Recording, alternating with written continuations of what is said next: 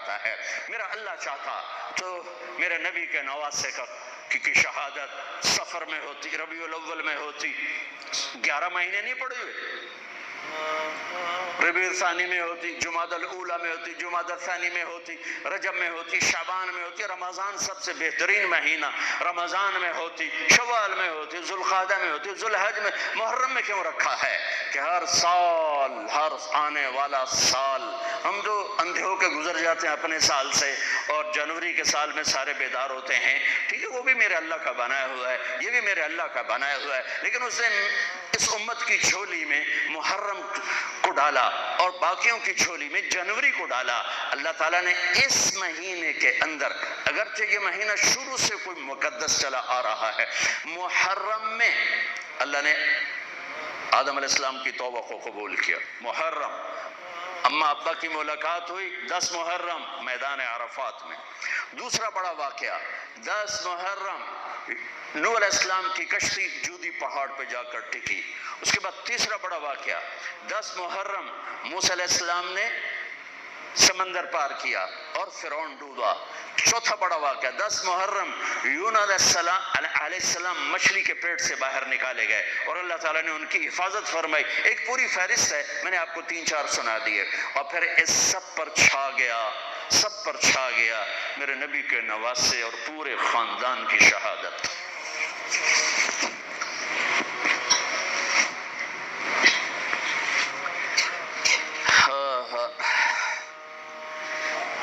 یہ کتنا بڑا خاندان ہے، پہلے یہ سنو.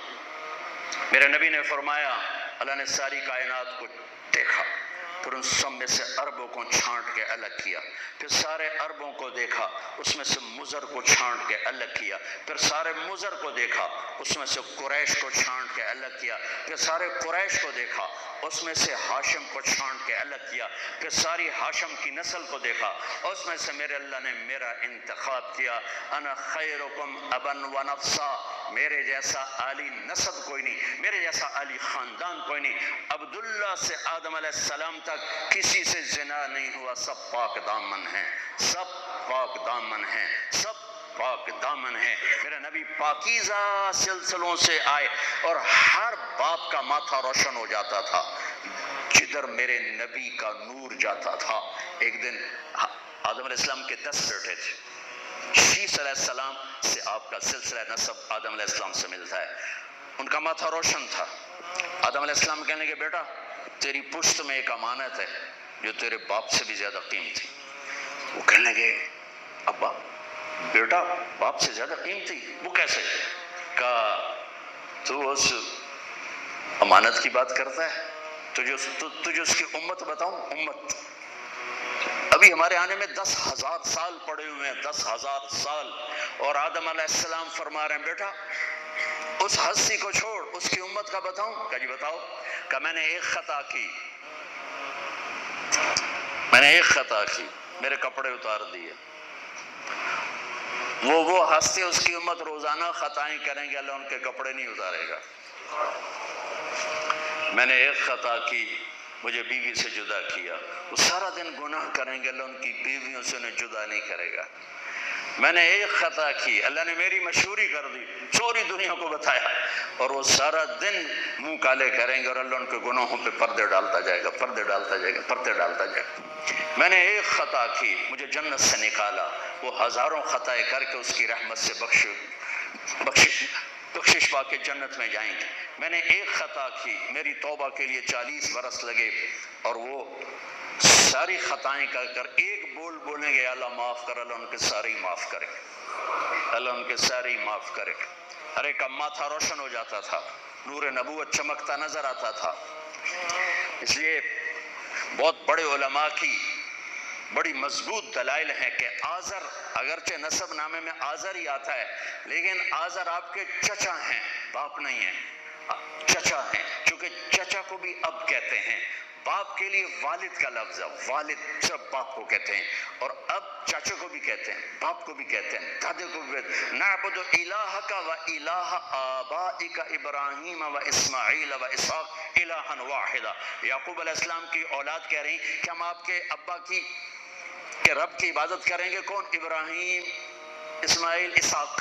ابراہیم دادا، اسماعیل چاچا، اسحاق والد۔ وکان ابوہما صالحا، وہ میں نے دیوار سیدھی کر دی کہ ان کا باپ نیک آدمی تھا۔ ساتویں پشت کا دادا، اس کے لیے اب کا لفظ استعمال ہو رہا ہے، اب کا لفظ استعمال ہو رہا ہے۔ اور ابراہیم علیہ السلام بیت اللہ بنانے کے بعد دعا مانگ رہے ربنا اغفر لی ولوالدی۔ ان کے باپ اگر کفر پہ مرے ہوتے تو ابراہیم علیہ السلام یہاں یہ دعا نہیں مانگ سکتے تھے کہ اللہ مجھے معاف کر، میرے والدین کو معاف کر، ربنا اغفر لی ولوالدی یوم یقوم الحساب۔ اس دعا کا مانگنا یہاں والد کا لفظ استعمال کیا، باپ کا لفظ، اب کا لفظ استعمال نہیں کیا، والد کا لفظ استعمال کیا کہ والد صرف باپ کو کہتے ہیں، اب چاچے کو، دادے کو، پردادے کو، سب کو اب کہا جا سکتا ہے۔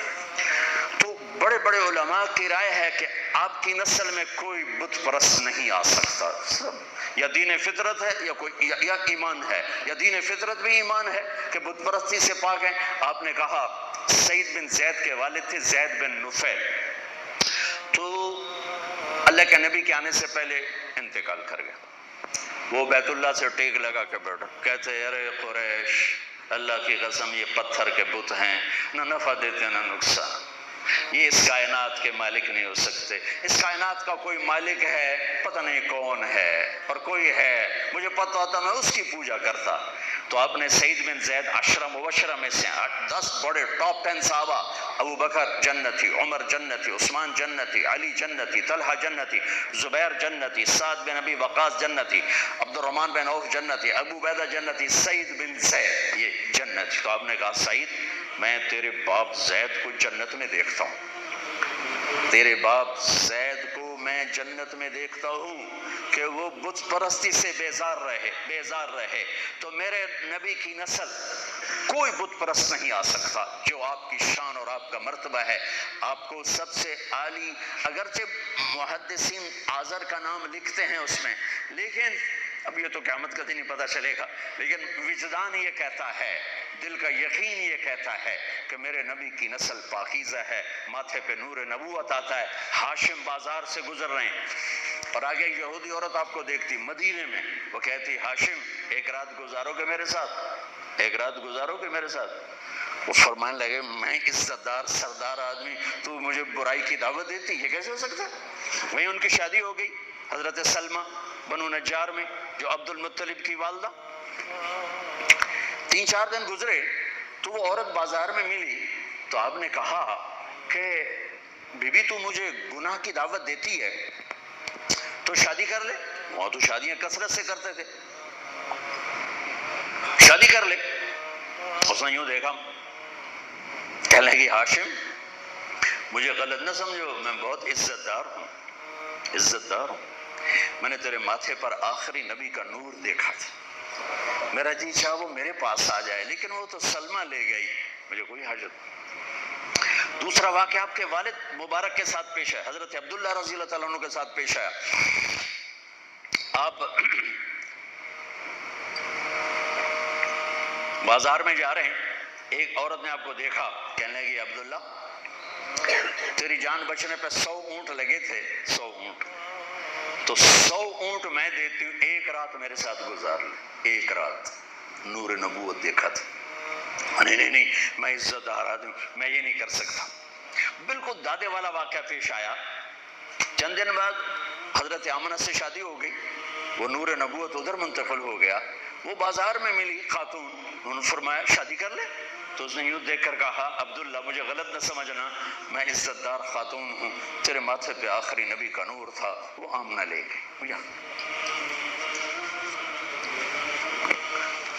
محمد بن عبداللہ بن عبد المطلب بن ہاشم بن عبد مناف بن قصی بن کلاب بن مرہ بن کعب بن لوی بن غالب بن فہر بن مالک بن نضر بن کنانہ بن خزیمہ بن مدرکہ بن الیاس بن مدر بن نزار بن معد بن عدنان بن عود بن حمیسہ بن سلامان بن عوس بن بوز بن قموال بن عدي بن عوام بن ناشد بن حزا بن بلداس بن يدلاف بن طابخ بن جاحم بن ناحش بن ماخي بن عيفي بن عبقر بن عبيد بن الدواء بن حمدان بن سمر بن يثربي بن يحزن بن يلحن بن إرعوى بن عيد بن زيشان بن عيسر بن أقناط بن إيهام بن مقصر بن ناحد بن ساري بن سمي بن مزي بن عوض بن عرام بن قيدار بن إسماعيل بن إبراهيم بن طارق بن ناحور بن سرود بن رعوب بن فائل بن عابر بن أرفشاد بن سام بن نوح بن لامح بن متوشال بن إدريس بن يرد بن ملهل إيل بن قينان بن آنوش بن شيس وبن آدم عليه السلام